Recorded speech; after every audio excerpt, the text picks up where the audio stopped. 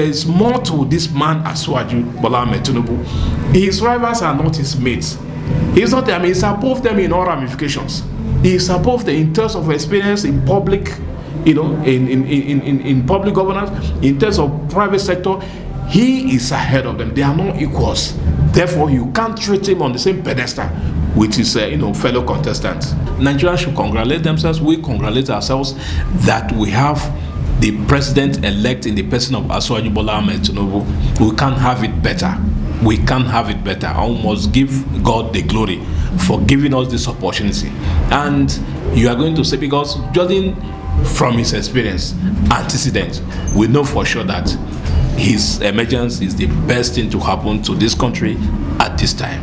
For you to claim that you have won an election, presidential election, you must show and demonstrate that you scored the majority of lawful votes cast at that election. You must also show and demonstrate that you are able to meet or you are able to satisfy the minimum threshold, which is having 25% in at least 2/3 of the states, which is 25 states, including FCT. Now, if you look at the results of the election, it is only Asiwaju that scored 25% in 30 or 29 states. And therefore, he was able to cross the threshold. Obi scored 25% in 17 states. That means he couldn't, satisfy that condition. Atiku scored 25% in 21 states. Clearly, he couldn't satisfy that condition. So, on what basis is their claim that they won the election? And how could they have won the election when the one party became fragmented and divided into 4, 5, 6 parts?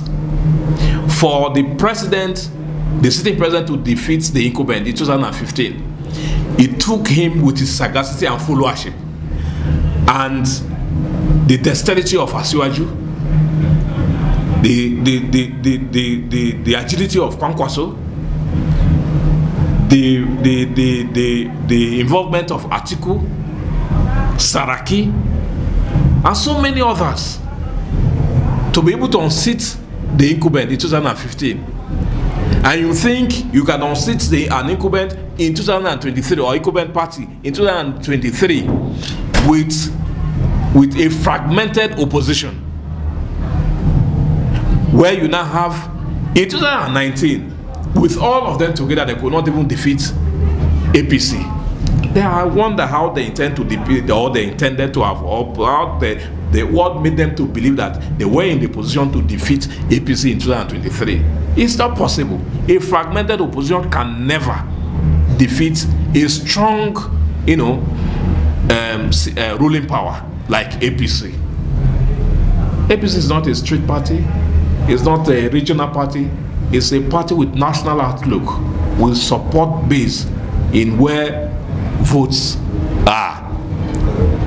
And that is what played out. So ignore them. Let them go to court. We'll meet them, in the court. The court is not for them alone. It's for everybody.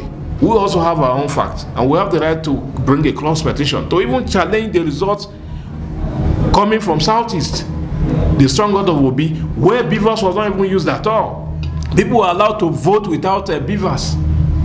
So we have our own complaints too, but we are waiting for them to file their petition so that we can meet them, match them with our own cross petition to avoid the votes or the purported votes that is parading himself with. So ignore them. They have the right to shout, they have the right to complain, but we have the right to enjoy our victory, and we're enjoying our victory. And then whenever they go to court, we will be there as lawful citizens, law-abiding citizens, to challenge them and to defeat them. So it will be our joy to have our mandate rectified, sanctified, and sealed by the court of law, to have double authentication. The hope is here. Our hope has been renewed with the emergence of Asiwaju. And like Asiwaju used to say, he said in his government, the youth will not just be regarded as leaders of tomorrow, but they will be regarded and treated as builders of today, that they will be involved in building the nation that they are going to lead tomorrow. And like he said during his acceptance speech, that he heard the statements or the voice of the youth in the course of this election loud and clear. Asiwaju is a useful person as far as his heart is concerned. When Asiwaju was governor of Lagos State, he was always going to the university campus, going to youth organizations and associations related with the, so there's nobody that is as friendly to the youth constituents than Asiwaju. So forget about what you are saying. The youth will come to realize that there's no better choice, there's no better person, there's no better friend than Asiwaju as far as this election and governance under Asiwaju is concerned.